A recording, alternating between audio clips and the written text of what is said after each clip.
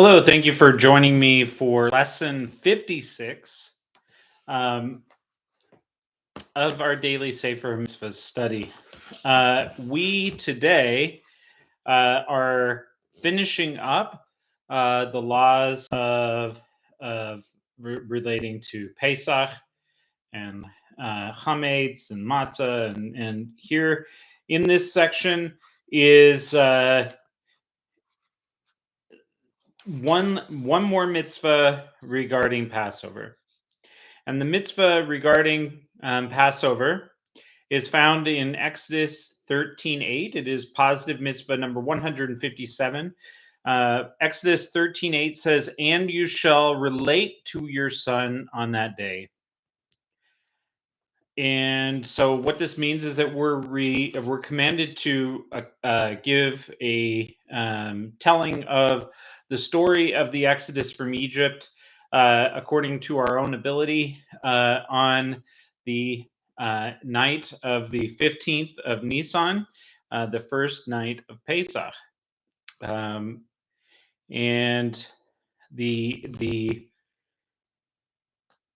ideal is that you spend a lot of time talking about the Exodus from Egypt, but not just a lot of time, not just spending a lot of words, but a lot of meaningful words in order to actually relate the story, particularly to our children. But even if it was just ourselves, even if we're extremely educated and we're so familiar with the story, we would still need to even recount the story to ourselves. So that's uh, that's the mitzvah. The In the Haggadah it says that our sages say, even if we are all wise, all intelligent, all knowledgeable in the entirety of Torah, we are commanded to recount the story of the Exodus from Egypt. So that is the mitzvah recounting the story of the Exodus um, on the first night of Passover. All right. The next thing that is in Sefer HaMitzvos, and you'll see it in the link that I shared in the description, is something very interesting. It's the entire text of the Haggadah, the entire text of the book that we read during the um, during the Seder. And it one thing that's interesting about it is that it recounts some traditions that we don't do because we don't have offerings currently that are made, and it there are differences that we can see here. One thing that's a difference that's interesting to note is that there are times where we cover or uncover the matzahs on the table, and those actually relate to times where different parts of the meal were brought out, and so now we kind of remember those things by exposing the bread, hiding the bread, whatever. But those that used to be that different parts of the meal were brought out by the servers that would bring out a table that was set with everything on it, and then you would reach and take what you needed, etc.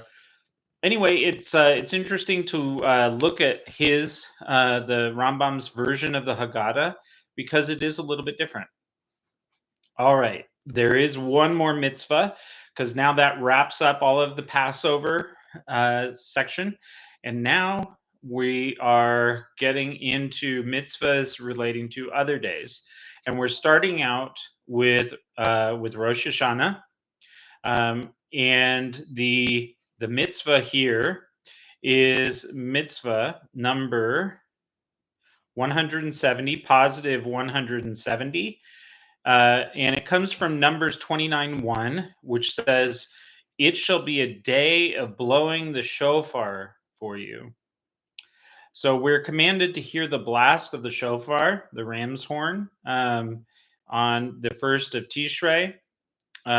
which is Rosh Hashanah. Women are exempt from the mitzvah of of the hearing the shofar. However, there are mitzvahs. I would have to look into. Let's see. Since it's a time bound mitzvah, the women are technically exempt from this. Nevertheless, women have taken upon themselves the custom of hearing the shofar.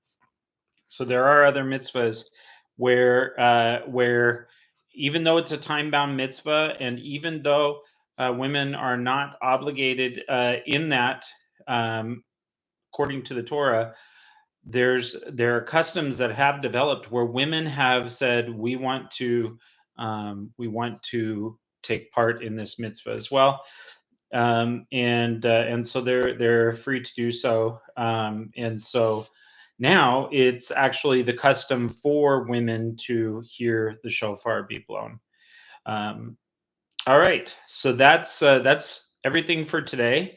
With God's help, I'll be back tomorrow after tomorrow night after Shabbos has ended, and we'll just have one mitzvah to say, and this one will be regarding another holiday. I'll wait for you to hear about that one at that time.